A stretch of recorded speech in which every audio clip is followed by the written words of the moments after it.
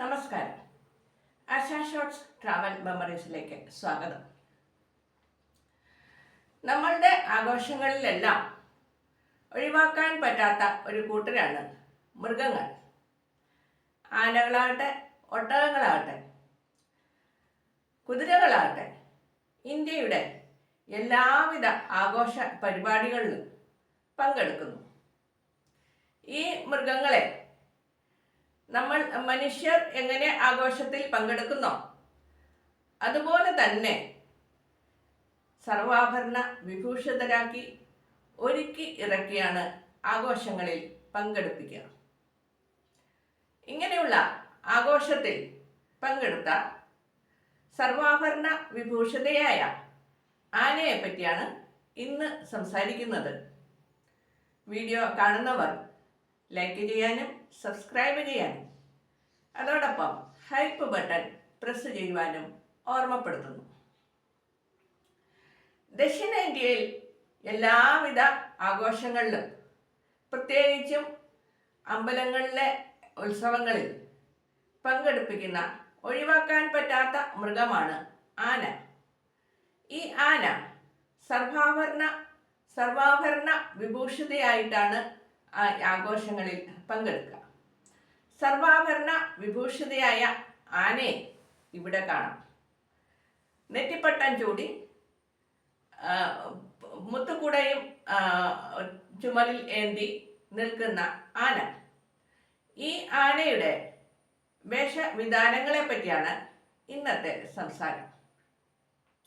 ഇതുപോലെ ദക്ഷിണേന്ത്യയിൽ ആനകളെ ആണെങ്കിൽ ഉത്തരേന്ത്യയിൽ കുതിരകളെയും ഒട്ടകങ്ങളെയും ആണ് നമ്മൾ ഒരുക്കി ഇറക്കുക. സ്വാതന്ത്ര്യ ദിന പരിപാടിയിലും അതുപോലെ റിപ്പബ്ലിക് ഡേ പരിപാടികളിലും മറ്റും നമ്മൾക്ക് വളരെയേറെ ഒരുക്കത്തിൽ ഇറങ്ങിയിരിക്കുന്ന കുതിരകളെയും ഒട്ടകങ്ങളെയും കാണാൻ സാധിക്കും. ദക്ഷിണേന്ത്യയിലെ ഉത്സവങ്ങളിലെല്ലാം പങ്കെടുക്കുന്ന മൃഗമാണ് ആന. എനിക്ക് മനസ്സിലായിട്ടുള്ളത് ഈ ആൾക്കൂട്ടത്തിലും പഞ്ചവാദ്യം, കൊട്ട്, ചെണ്ടമേളം ഇങ്ങനെയുള്ള വാദ്യ മേളങ്ങളുടെ ഇടയിൽ ഇതുപോലെ സർവാഭരണ വിഭൂഷിതയായി ഒരുങ്ങി നിൽക്കുവാൻ ഈ ആനകൾക്കും വളരെയേറെ സന്തോഷമാണ്. അതിനാലാകും ആനകൾ ഇടതടവില്ലാതെ ചെവിയാട്ടി നിൽക്കുക. ഞാൻ ഇങ്ങനെ ഒരുങ്ങി നിൽക്കുന്ന ആനയെ അടുത്ത് കണ്ടത് വീടിനടുത്തുള്ള അമ്പലത്തിലെ ഉത്സവത്തിനാണ്. ഉത്സവ ദിവസങ്ങളിൽ രാവിലെ പഞ്ചവാദ്യ മേളവും ചെണ്ടമേളവും നാദസ്വര കച്ചേരിയും ഒക്കെ ഉണ്ടാവും അമ്പലത്തിൻ്റെ തിരുനടയിൽ. അതോടൊപ്പം തന്നെ അമ്പലത്തിൽ പറയെടുപ്പും ഉണ്ടാവും. ഈ പറയെടുപ്പിനാണ് ഈ ആനകൾ നിരന്ന് നിൽക്കുക. ഭഗവാന്റെ തിടമ്പേറ്റിയ ആനയും അതോടൊപ്പം തന്നെ 3-4 ആനകളും വേറെയും ആയി നിരന്ന് നിൽക്കും. അവിടെ ആണ് പറയെടുപ്പ് നടക്കുക. പറയെടുപ്പ് എന്ന് പറഞ്ഞാൽ പൊതുജനങ്ങൾക്ക് പങ്കെടുക്കാവുന്ന ഒരു ചടങ്ങാണ്.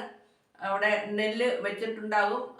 നമ്മൾ അതിനുള്ള ഫീസ് അടച്ചതിന് ശേഷം പറയ്ക്കുള്ളിൽ നെല്ല് നിറച്ച് അത് അവിടെ സമർപ്പിക്കുക. അതാണ് നമ്മൾ ചെയ്യുന്നത്. ഒരു വട്ടം ഞാനങ്ങനെ പറയെടുപ്പ് ചെയ്തിട്ടുണ്ട്. അല്ലാത്തപ്പോഴൊക്കെ ഞാൻ ഇതുപോലെ ഉത്സവ ദിവസങ്ങളിൽ ഈ വാദ്യമേളങ്ങൾ കേൾക്കുവാനായി പോയി നിൽക്കാറുണ്ട്. വളരെ മനോഹരമായ വാദ്യമേളങ്ങളാണ്. ഒന്നുകിൽ ചെണ്ടമേളമായിരിക്കും, അല്ലെന്നുണ്ടെങ്കിൽ പഞ്ചവാദ്യമായിരിക്കും, അല്ലെങ്കിൽ നാദസ്വര കച്ചേരി ആയിരിക്കും. ഇതെല്ലാം കേട്ട് ഈ ആൾക്കൂട്ടത്തിൻ്റെ നടുവിലായി ഭഗവാന്റെ തിടമ്പേറിയ ആനയും അതിൻ്റെ കൂടെ 3-4 വേറെ ആനകളും തൊട്ട് അടുത്ത് തന്നെ നിരനിരയായി നിൽപ്പുണ്ടാകും. അങ്ങനെ ഒരു അവസരത്തിലാണ് ഞാൻ ഈ ആനയെ നന്നായി നോക്കിയത്. കാരണം ഞാൻ അതിൻ്റെ തൊട്ടടുത്താണ് നിൽക്കുന്നത്. അതിനാൽ തന്നെ അടുത്ത് നിന്ന് കാണാനുള്ള സാഹചര്യം ഉണ്ടായി. ഞാൻ അത്ഭുതത്തോടെ ഈ ആനയെ നോക്കി. എന്ത് ഭംഗിയാണ് അതിൻ്റെ ആഭരണങ്ങൾ കാണുവാൻ. നല്ല സ്വർണ്ണ തിളക്കത്തിലുള്ള നെറ്റിപ്പട്ടമുണ്ട്. എല്ലാ ആനകൾക്കും ഉണ്ട് ഒരേ തരത്തിലുള്ള അലങ്കാരം. പിന്നീട് ഓരോ ആനകൾക്കും പ്രത്യേകമായ മാലയുണ്ട്. മാല എന്ന് പറഞ്ഞാൽ വലിയ ഒരു ചെയിനാണ്. അതിൻ്റെ അറ്റത്തായി വളരെ വലുപ്പത്തിലുള്ള ഒരു ലോക്കറ്റ് ഉണ്ട്. ഈ ലോക്കറ്റിലാണ് ഈ ആനയുടെ പേര് എഴുതി വച്ചിരിക്കുക. പിന്നീട് ആനയ്ക്ക് കാൽത്തളയുണ്ട്. അതോടൊപ്പം തന്നെ പട്ട് വസ്ത്രം മുതുകിൽ അതിൻ്റെ ഒരു വസ്ത്രം ചേർത്തിട്ട് ഇട്ടിട്ടുണ്ട്. ഇതിന് മുകളിലാണ് കുറെ ആൾക്കാർ ഇരിക്കുന്നത്. ഭഗവാന്റെ തിടമ്പേറ്റിയ തിരുമേനി മുന്നിൽ തന്നെ ഉണ്ട്. അതിന് പുറകിലായി 2-3 പേർ വേറെ ഉണ്ട്. അവരൊക്കെ നിൽക്കുകയാണ്. ഒരാളുടെ കയ്യിൽ വെഞ്ചാമരം, ഒരാളുടെ കയ്യിൽ ആലവട്ടം, മറ്റൊരാളുടെ കയ്യിൽ മുത്തുക്കുട.